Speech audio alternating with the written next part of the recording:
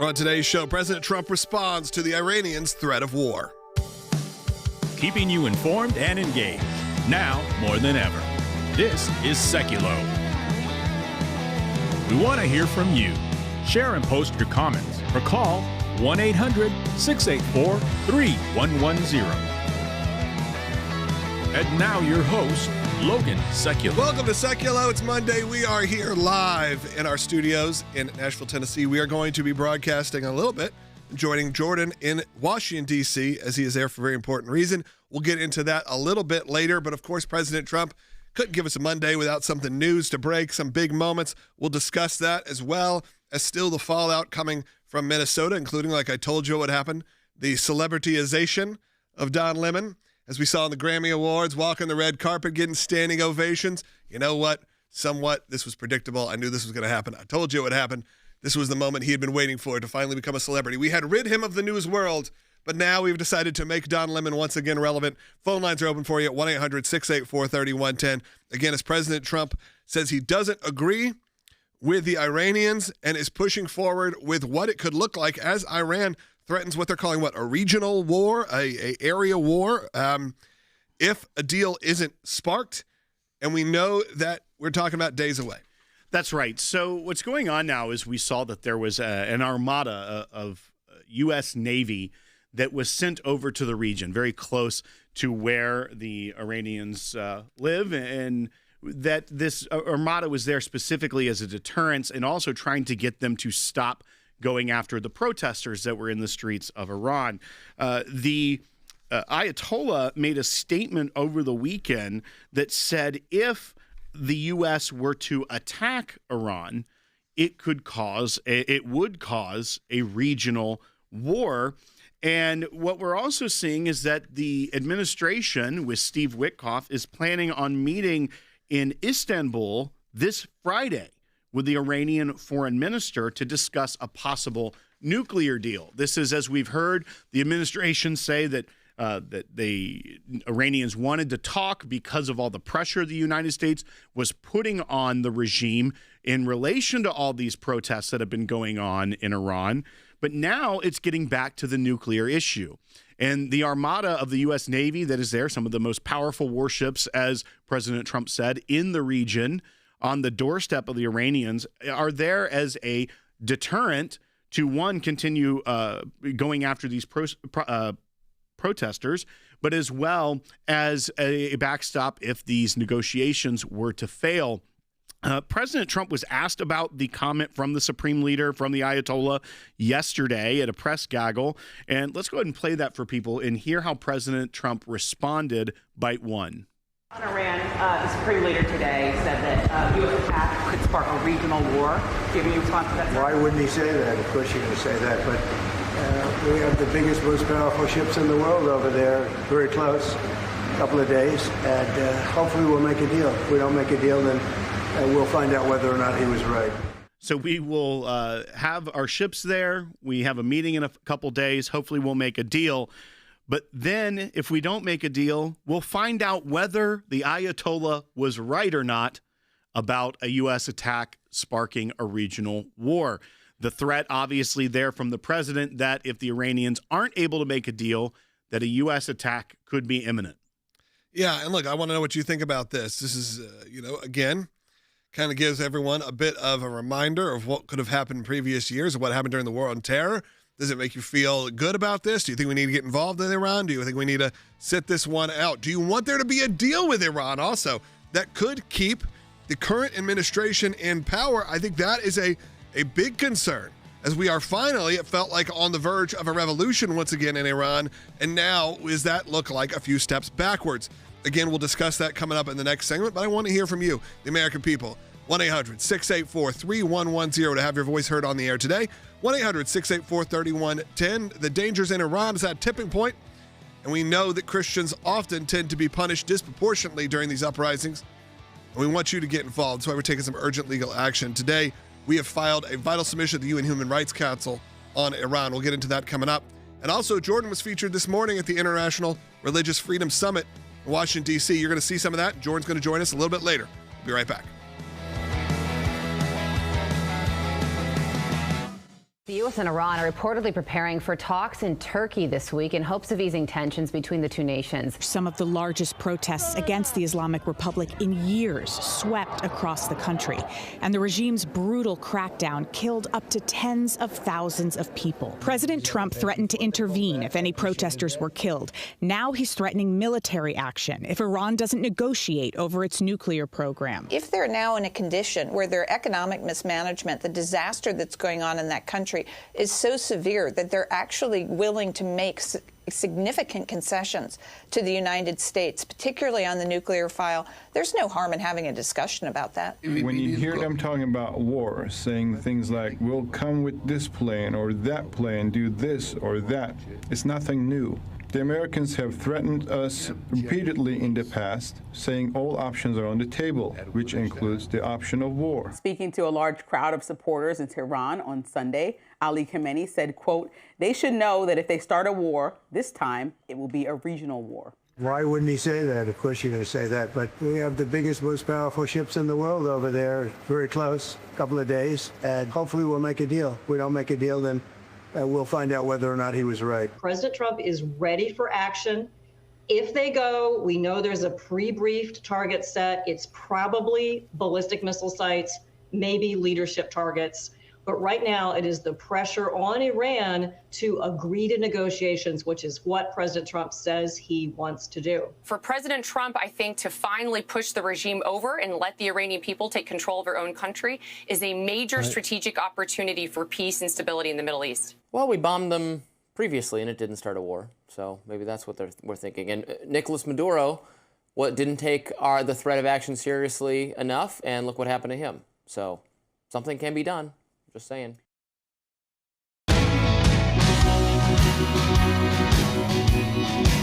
Phone lines lighten up at 1-800-684-3110. Definitely going to restate what we're discussing today, which is, of course, President Trump saying, look, a war with Iran or attacks on Iran aren't impossible, aren't off the table. As we know, negotiations look like they may happen this coming week. Maybe as soon as Friday, we'll actually sit down and have some discussions with Iran. That does continue a really interesting conversation of where do you do when you decide to make a deal with these kind of regimes? What are the consequences and the fallout beyond just protection of your own people, which I believe we need, protection of the United States? What about the people in Iran who are on the verge of a revolution? Now they're seeing a potential step back. What does that mean?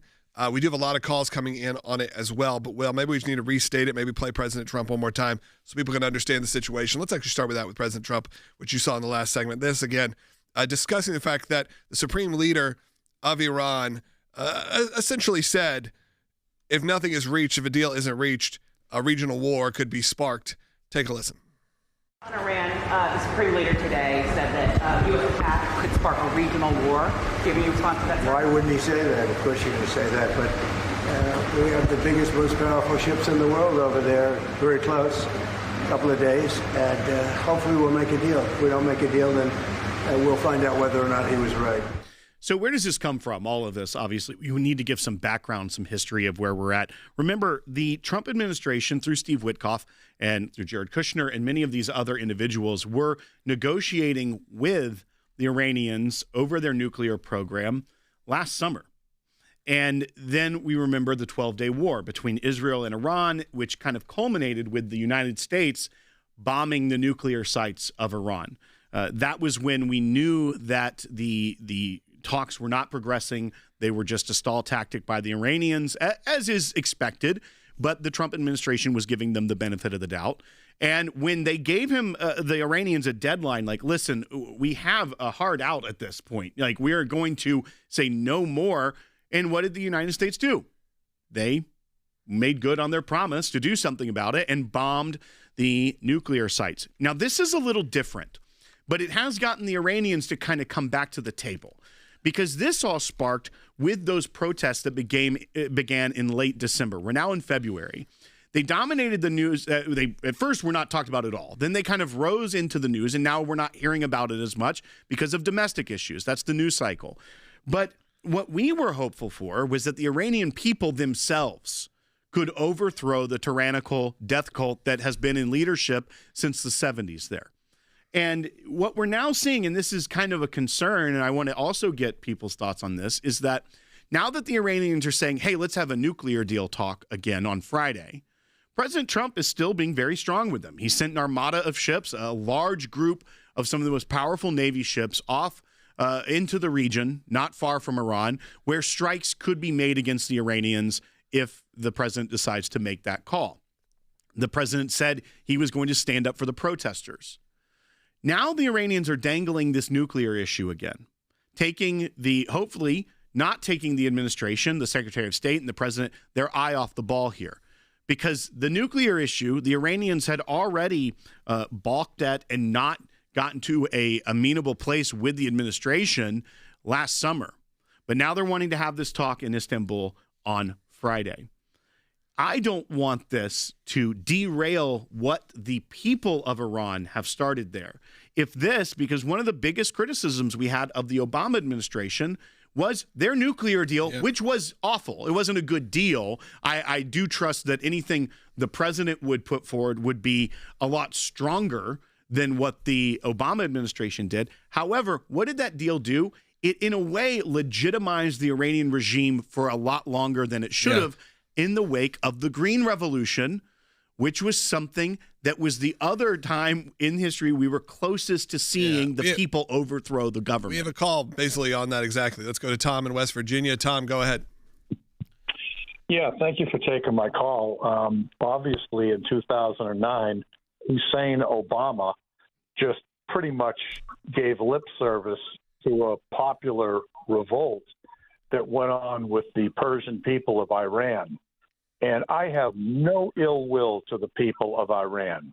I have ill will to the Islamists that run that country that have, since 1979, have said death to Israel, death to America.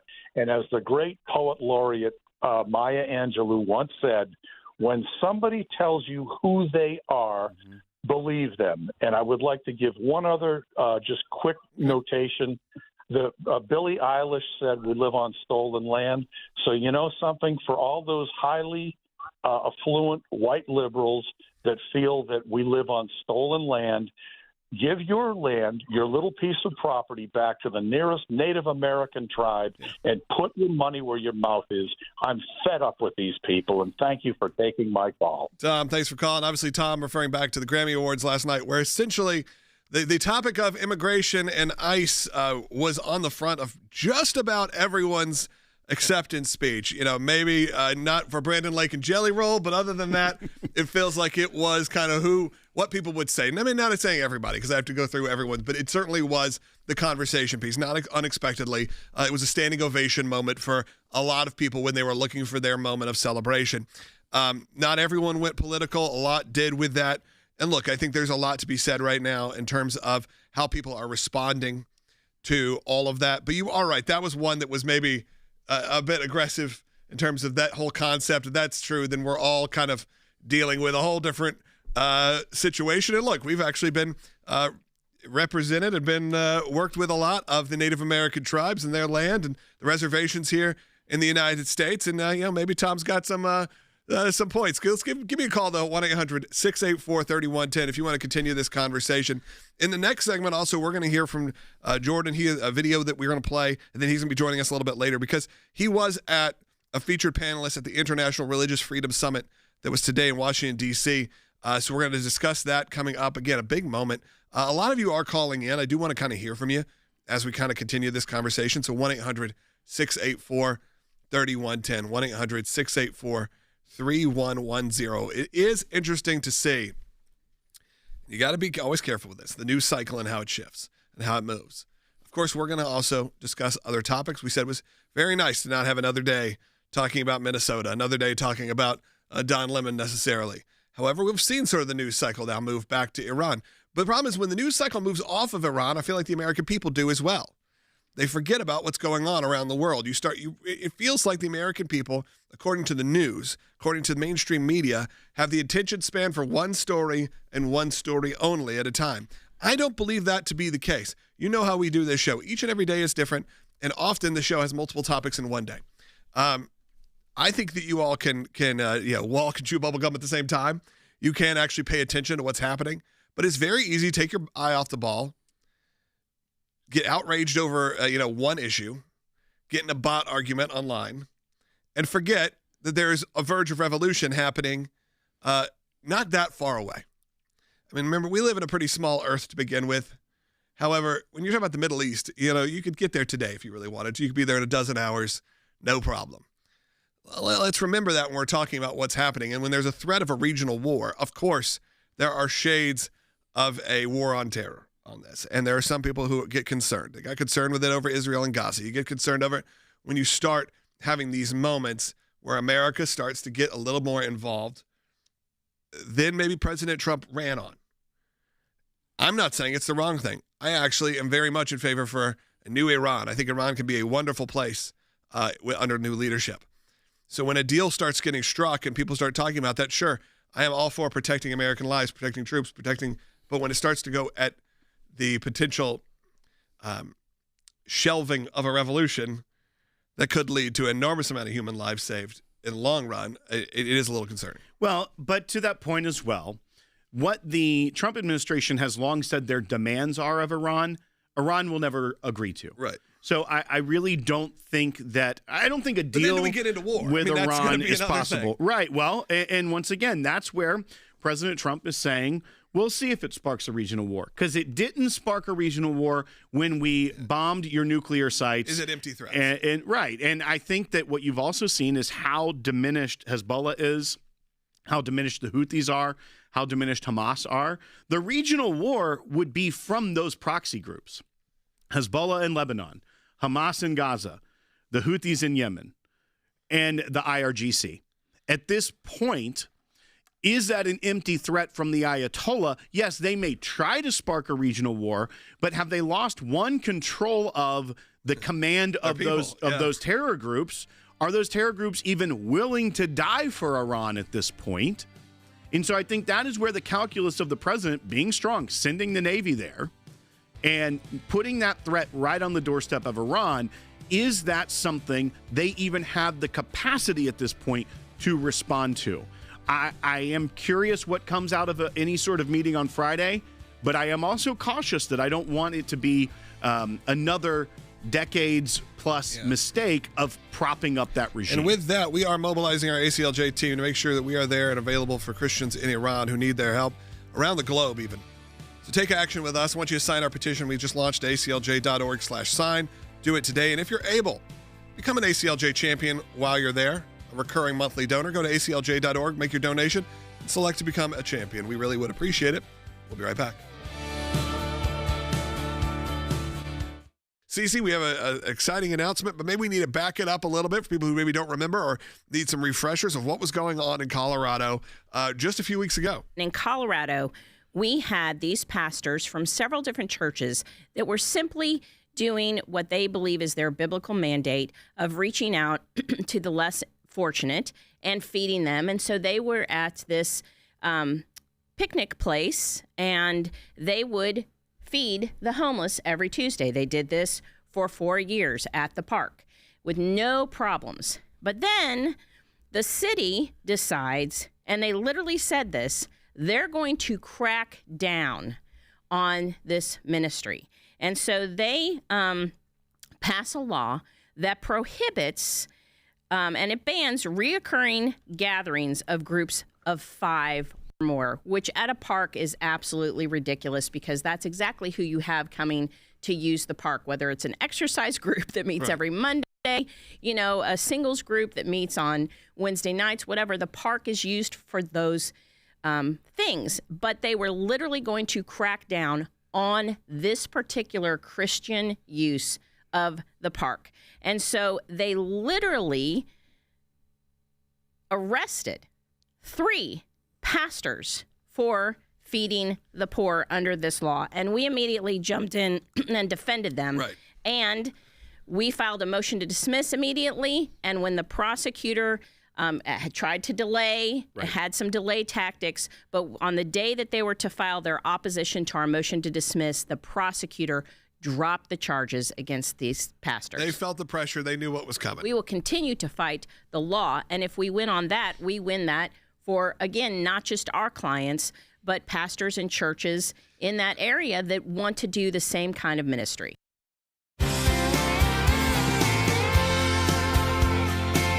Welcome back to Sekulow. We are going to take your phone calls. We got a lot coming in. We still have one line open at 1-800-684-3110.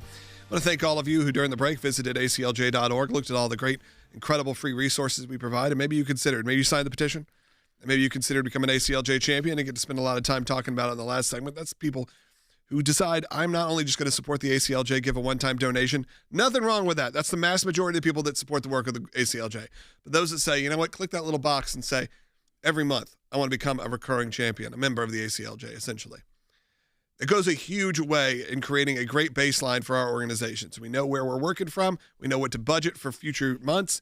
And look, when you have teams like our teams, this is not a two-person show by any means. You see me and Will on here. If you could turn the camera around, you'd see a dozen people working on this show. If you roam the halls of this media center, you'd see 30, 40 people who are actively working not only on this show, on the content that will be created later on. Of course, our legal team, who are in court each and every day or filing or part of getting involved in the local level, the state level, federal level of what is happening and making sure we're there for you. All of that happens because you support the work financially of the ACLJ at aclj.org. And if you become a champion, we'd really appreciate it. On days like today, also, my brother Jordan, executive director here at the ACLJ, he's in Washington, D.C. That's where he is a lot right now. So if you don't see him on here, you know he's been traveling. This morning, he was a featured panelist at the International Religious Freedom Summit in Washington, D.C., urging the nations to promote religious freedom globally. And this is something, Will, the ACLJ has been involved in many different ways, but now we are seeing some main stage work here from our team. Well, that's right. And I think it's also important to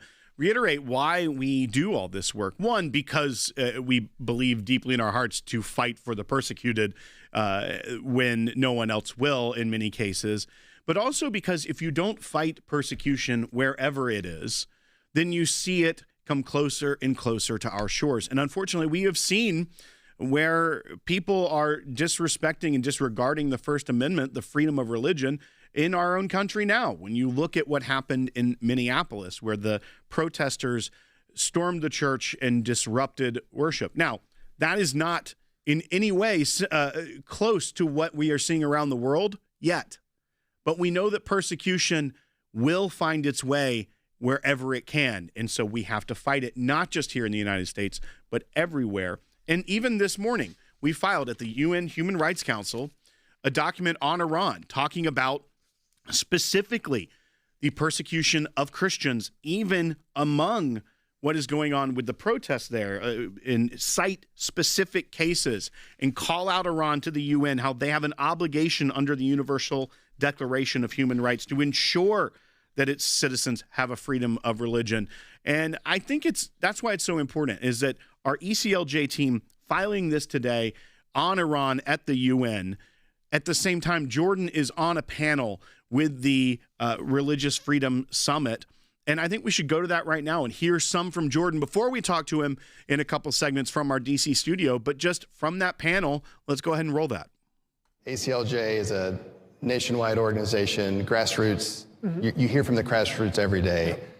Give us some advice on how you translated that energy outside the Beltway to move the needle here in Washington. So I think what's important is, I think through our entire time at the ACLJ, and we started domestically and then we grew internationally pretty quickly in very diverse kind of places, whether it's Strasbourg, which is our European headquarters, but we're in India, Pakistan, we were in Russia, we might be again, if the sanctions are lifted and they were able to survive through their legal process there. But we're also in Israel. But our first client, after we opened our Israeli office, was a Palestinian Christian family whose husband was killed by Hamas. He was the head of the Bible Society in Gaza.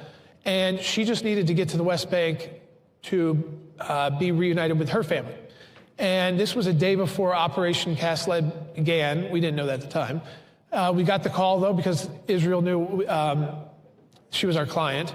And we had worked at the UN. We had worked to kind of expose, to the point where Hamas, they went to the gate and they took her there and they said, no one's opening this gate today. And Israel, I was like talking to them on the phone. They said, and these are the stories that work because it brings people in. So the one fan, I'm talking to the Israelis, I've got her, and then she hands the phone to the mosque. I'm like, listen, you can't follow her. When she gets to the halfway point, the gate will open, and you need to close your gate immediately. And so I kind of confirmed that with Israel, and it happened. And so you can do that a day before a country goes to war if you push hard enough. That kind of story for years drove supporters of the ACLJ because they realized, wow, this is not just about an issue that you can resolve in the U.S. civilly, or even at the U.S. Supreme Court. This is about saving people's lives.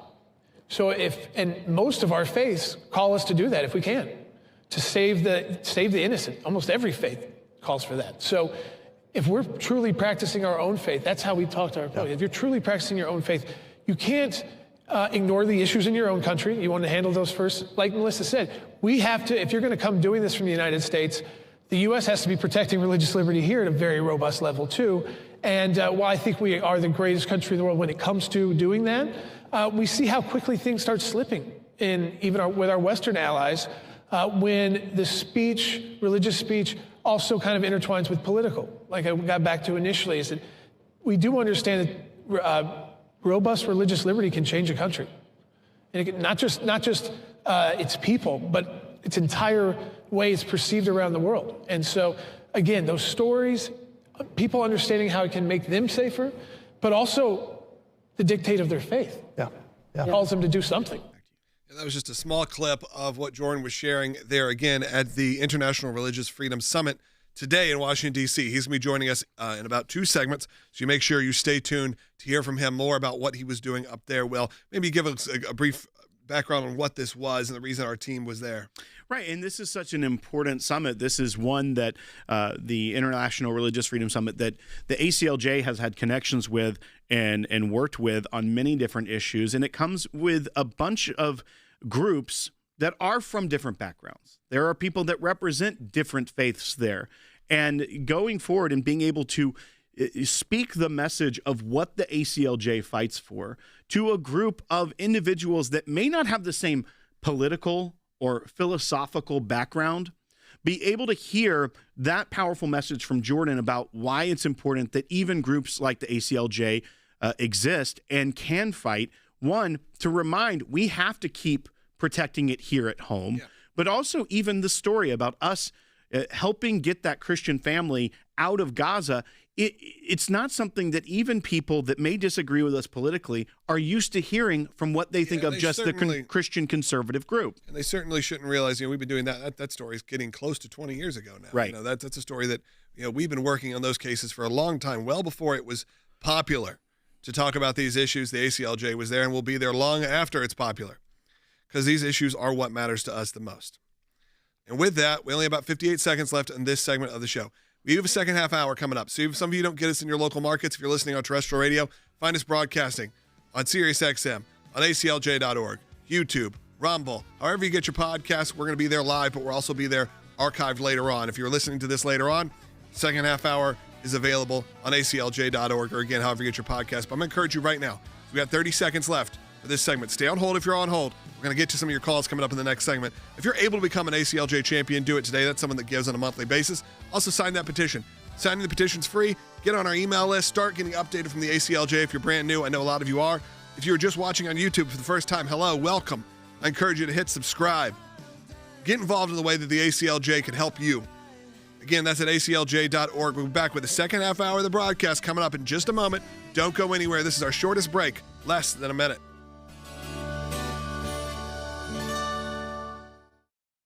Welcome to the all-new ACLJ app.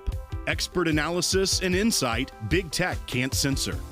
Customize your news and get real-time alerts on the issues you care about.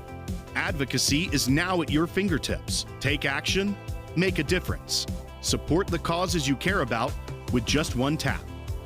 Be the first to know. Breaking news alerts sent straight to your inbox. Everything you need, all in one place. Stay informed, stay empowered, download today. We are so excited to announce the ACLJ's brand new app, completely redesigned to provide you with the best tools available to partner with us at the ACLJ. You can watch the daily Sekulow program, sign the petitions, customize your ACLJ membership experience, donate with the click of a button, and receive up-to-the-minute critical updates that the mainstream media can't censor. Just scan the QR code on your screen or go to your phone's app store, search ACLJ, and click install. It's that simple. Keeping you informed and engaged, now more than ever. This is Sekulow. And now your host, Logan Sekulow. Welcome to Sekulow, second half hour of the broadcast coming up. My brother Jordan Sekulow is joining us in just a moment to talk about his panel speech that he did today at the, I want to make sure I get it right, the International Religious Freedom Summit, Washington, D.C. So he's going to be joining us a little bit later. If you didn't see a clip from that, it was played in the last segment. You can go back and watch it on your own time. I want to take some calls because we have a few lines open. I want to actually open up some more. So hopefully you get inspired to call in as well at 1-800-684-3110. Start off with Christos, who's calling on line 1 in Massachusetts. Go ahead. Yes, sir. Thank you for taking my call. The United States has to be the defender of freedom around the world. We've got countries like China, we've got Russia, Somalia, the problems in the Gaza, Sudan, and Hezbollah being supported by Iran. This has got to come to an end. In the Ukraine, we see many lives being lost, innocent lives. The war didn't start mostly politically. It happened as a result of the desire of the Ukraine to join NATO. Russia told them if they had joined NATO, there would be a problem. And then, unknowns to many of the public, that the Ukraine was bombing Russian citizens inside the Ukraine. Yeah, Christos, I think there's a lot of concern overall. You know, you kind of called for the U.S. to be the world protector of human rights. I don't necessarily disagree with you, but I am curious where our people are and where our audience is on that kind of concept. That is a very, Christos, to probably date you and to date me, that feels like a very 2001 conservative point of view.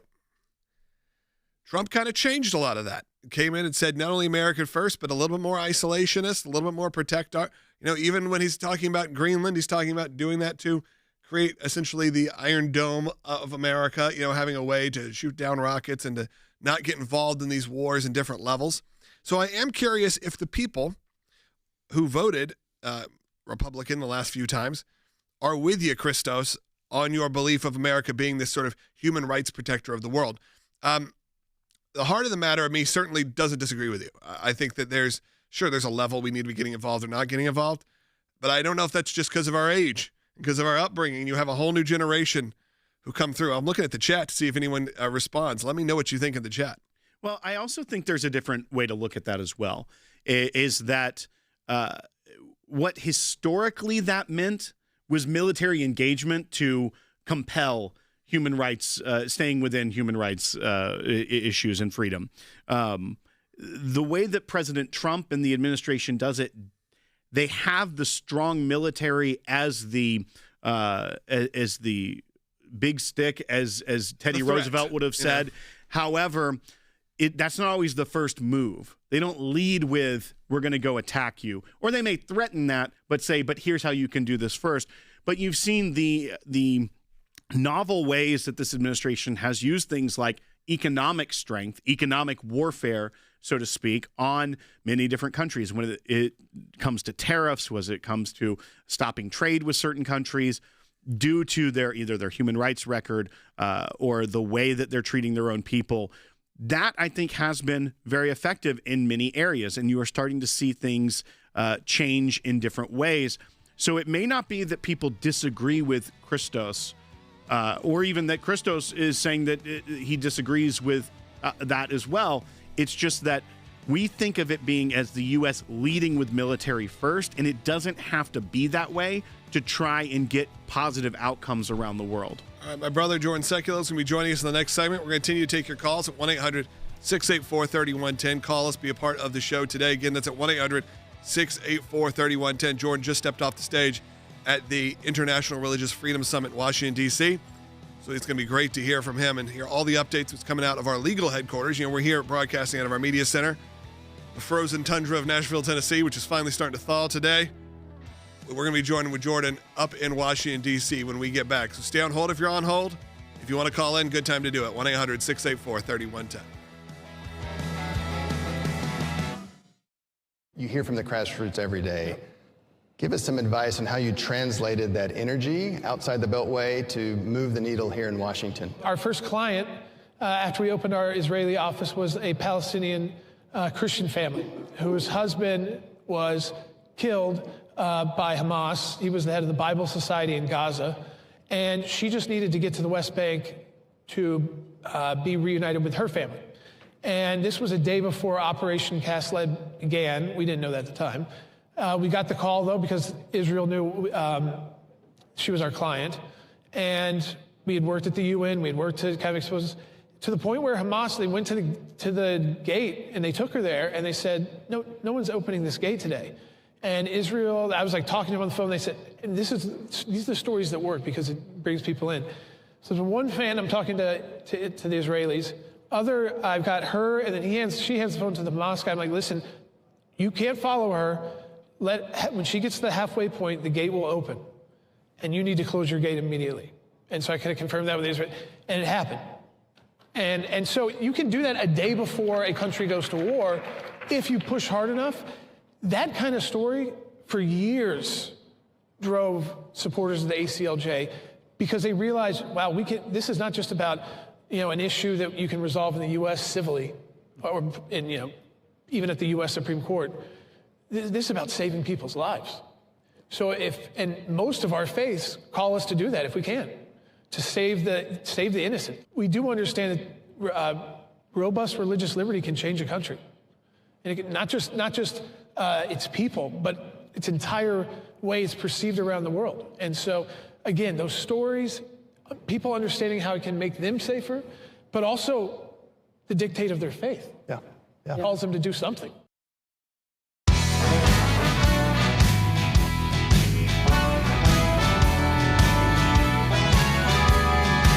Welcome back to Sekulow. My brother Jordan Sekulow, Executive Director, is joining us from Washington, D.C. right now, just stepping off the stage at the International Religious Freedom Summit in Washington, D.C. We saw some of that during the break. We also saw a clip from it a little bit earlier. Jordan, why don't you give us an update of why you were there, what this was, why it was important to be there, and just get through it. So it's an event that's put together every year near the National Prayer Breakfast that brings in people from all over the world to hear from really mostly Americans about how we can work on spreading religious liberty internationally. And my panel was actually on. It was the opening panel of the day in the main room. It was on how do we get people to care about this in the Western world. And I think the first point that almost every panelist made was that we have to take religious liberty serious at home. And that was point one. Point two, and to be a good example to the world. Point three is something that I think we've learned from being at the ACLJ is that you have to be able to tie it to actual stories. It's very difficult when you just say 500 people got killed in some place yesterday because people, it's just something in their head. They hear horrible things in the news every day. But if you can tell the story of an actual client, whether you bring the husband, the wife, the children, that pulls at people's heartstrings, regardless of what faith background they may be. And so that then engages them in the process. So our whole panel was, when all these other things are going on in the world. And I think number two to that is that if you look to countries that have actual religious liberty, which I define as you can believe in whatever faith you want, you can believe in no faith at all, you should be able to declare it, the government should protect your speech, protect you from those who might want to harm you because of your speech, and you can even create your own faith. So it's a pretty wide, it's a very American kind of Western idea that would be acceptable to the rest of the world. But in countries that do have that flexibility to some extent, those are likely allies of the United States. Now, every ally doesn't have religious liberty. We know that. But our best allies do. And so the more countries we can get to adopt actual religious liberty, which means protections for all religious people and people who aren't religious at all, the safer the United States is, the less peacekeeping we have to do, Logan, around the world. Yeah, I think it's always important for the ACLJ team to be there and to be making a statement. I'm glad that you were able to be there. A lot of people are calling in with their points of view. Of course, today we are talking about Iran, and Iran sort of ties into all of this. Yeah, and Jordan, I think it's important to point out to people as well that today, while you were speaking as a part of this panel, we also were filing at the UN Human Rights Council on Iran, and all these issues tie together. But even how you mention the Western-style protection of religious liberty, we also know that we have to continue, and that's what makes the ACLJ so unique, is we fight for religious liberty abroad as well as at home. We've seen the attacks on religious liberty over the past weeks, even here at home. And I think to that audience, being able to reiterate these values that we have in America, even when we know they're under attack constantly, to showcase that this should be the model for the world. How do you think that was received, and even how you were able to explain that to that audience today? So I think, with former Ambassador, Senator, and Governor Sam Brownback, who runs this event with Katrina Lantos-Sweat, whose father was a Holocaust survivor, and there's a Lantos Commission on Religious Freedom inside Congress. And so she's very involved in these issues, too. There were people from all different faith backgrounds that approached us after I spoke because we talked about our international work that we do as well. It's not just based in America. You've went through the offices that we have around the world. And I really did that for the audience so that if they saw us walking out, they'd know that we don't just do work here and talk about other places. So I had, though, on stage with me, and I think this is what is important for people to kind of take away. So to my left was Ahmed Shahid. He was the UN Rapporteur for Religious Liberty when Youssef Nadarkhani was in prison and facing death by hanging. So he is who we were working with on that case. To the right of me was Melissa Rogers. She was the Obama administration's head of the faith-based office, and someone who was actually very key in making sure the contraception mandate that a lot of the Catholic churches and hospitals and organizations were opposed to, and even the abortion pill mandate, that wasn't only going to be exempt for churches. She was the one that got the administration to compromise to say that all, any religious group that objects to this, whether or not they're a church or an organization or a hospital, they can do that, and they're not, out of compliance with Obamacare. So, of course, we don't agree on all policies, but it's pretty easy as Americans to agree on religious liberty, that we should be able to believe or not believe what we want and change our views when we want to, without fear of death, without fear of imprisonment. Obviously, we see discrimination against Christians in the United States. We take care of those cases, every single day. What we never want it to become is persecution. We can't allow our country to be a leader on religious liberty and actually, persecuting to the point of not just putting people in prison for a day for a pro-life protest, but not doing anything about a church being stormed, which I believe if the Biden administration was in charge right now, or the Kamala Harris administration, people would not be arrested for storming that church. Those police stood by and let it happen.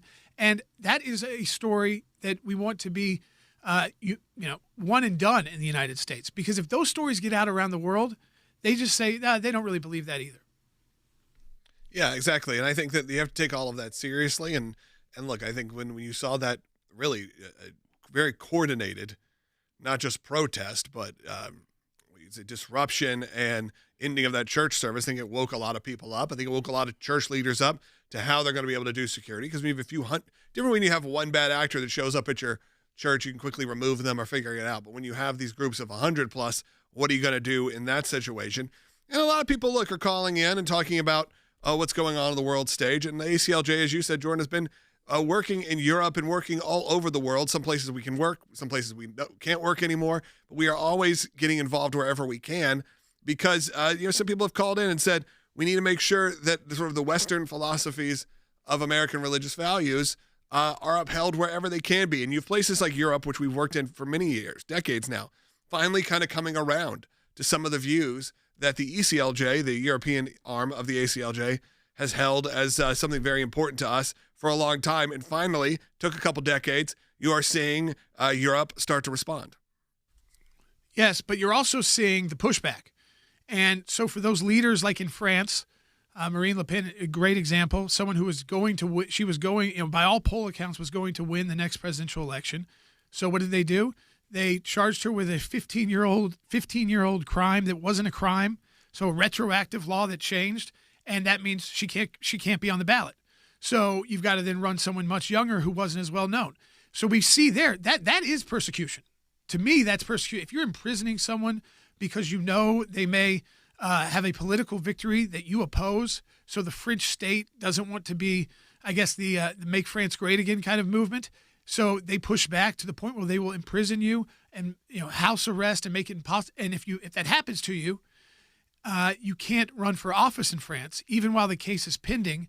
The appeals take years, and so effectively she's now frozen out of political office. That's again the kind of fight we're engaged in Europe to make sure it doesn't go the way of an anti-religious, almost kind of Soviet feeling country where it's embarrassing to even admit that you're religious, or you have to be underground like in so many countries in the Middle East, because if you come above ground, you'll be killed.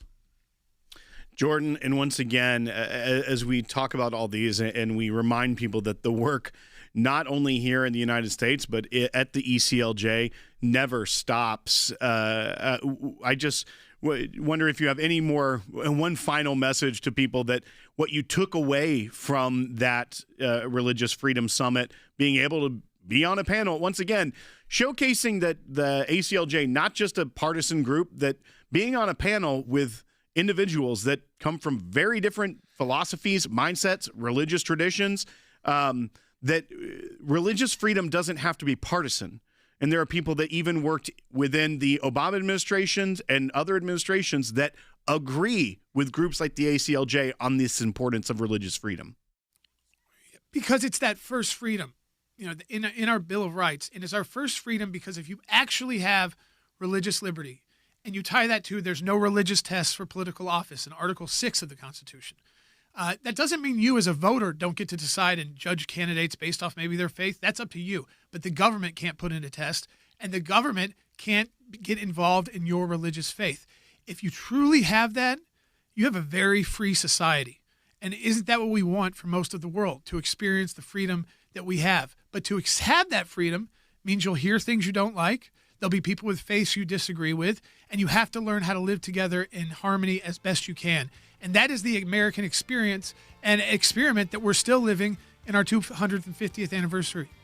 Absolutely. Look, thank you for joining us, Jordan, from Washington, D.C. Always great to hear from you, and always great to hear all the work that your team is doing up there.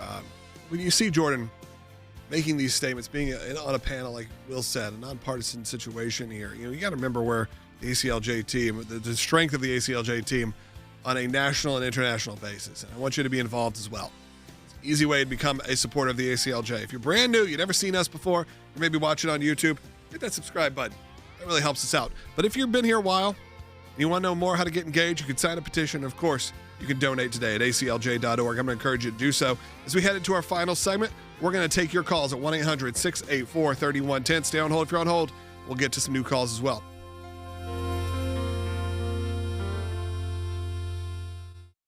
The U.S. and Iran are reportedly preparing for talks in Turkey this week in hopes of easing tensions between the two nations. Some of the largest protests against the Islamic Republic in years swept across the country, and the regime's brutal crackdown killed up to tens of thousands of people. President Trump threatened to intervene if any protesters were killed. Now he's threatening military action if Iran doesn't negotiate over its nuclear program. If they're now in a condition where their economic mismanagement, the disaster that's going on in that country, is so severe that they're actually willing to make significant concessions to the United States, particularly on the nuclear file, there's no harm in having a discussion about that. When you hear them talking about war, saying things like, we'll come with this plane or that plane, do this or that, it's nothing new. The Americans have threatened us repeatedly in the past, saying all options are on the table, which includes the option of war. Speaking to a large crowd of supporters in Tehran on Sunday, Ali Khamenei said, quote, they should know that if they start a war, this time it will be a regional war. Why wouldn't he say that? Of course you're going to say that. But we have the biggest, most powerful ships in the world over there, very close, a couple of days, and hopefully we'll make a deal. If we don't make a deal, then we'll find out whether or not he was right. President Trump is ready for action. If they go, we know there's a pre-briefed target set. It's probably ballistic missile sites, maybe leadership targets. But right now, it is the pressure on Iran to agree to negotiations, which is what President Trump says he wants to do. For President Trump, I think to finally push the regime over and let the Iranian people take control of their own country is a major strategic opportunity for peace and stability in the Middle East. Well, we bombed them previously, and it didn't start a war. So maybe that's what we're thinking. And Nicolas Maduro, didn't take the threat of action seriously enough, and look what happened to him. So something can be done. Just saying. Welcome back to Sekulow. We got to get right to it. We got 3 lines open, though. If you want to call in, good time to do it. Maybe you'll make it on the air today. 1-800-684-3110. But everyone's been on hold over half an hour, and I appreciate it. So let's start off with Alex, who's been on hold way more than a half hour. Alex, line 3, you are on the air. Hi, guys. Hey, just want to appreciate the good job that you do. Just had a brief question for you. I stumbled across this article over the weekend where they were talking about Saudi Arabia in denying Trump using the airspace because, in relation to a military plan. Yeah. Yes. So I'm a little concerned about that because I know it seems like lately we've really made a big effort to really be good friends with them and show them respect in different levels. And I understand today you're talking about Iran has proclaimed that they'll do a regional war, and maybe this is just their effort to try to send a signal to Iran that, look, we're going to try to do our best to stay out of it. What really is that position? Yeah, Alex, I think that, one, it's not something that's surprising that the Saudis would say. A minister within their government anonymously told reporters that it would be something that if the U.S. were to, they can't use our airspace. One, that is not abnormal because they try to remain out of it within. You don't want bombers flying over your country as well. Right, but here's, at the end of the day, first of all, if there was a need, I think the Saudis would actually capitulate and let the administration do whatever is needed. I think the administration, one, does not need to go over Saudi airspace to get to Iran. Plenty of other ways that they can either fly bombers or launch missiles that will not infringe on the sovereign airspace of the Saudis. Two, if they did need it, I think the Saudis would come to the table. They may have a statement like, we object to this. However, that is mainly within their own population. You have to remember, Saudi Arabia, a different country than the United States. A lot of Iran sympathizers would be within that country. But here's the other thing as well. The U.S. just approved a $9 billion arms sale to Saudi Arabia a few days ago. I don't think that the Saudis would do anything to put that in jeopardy either.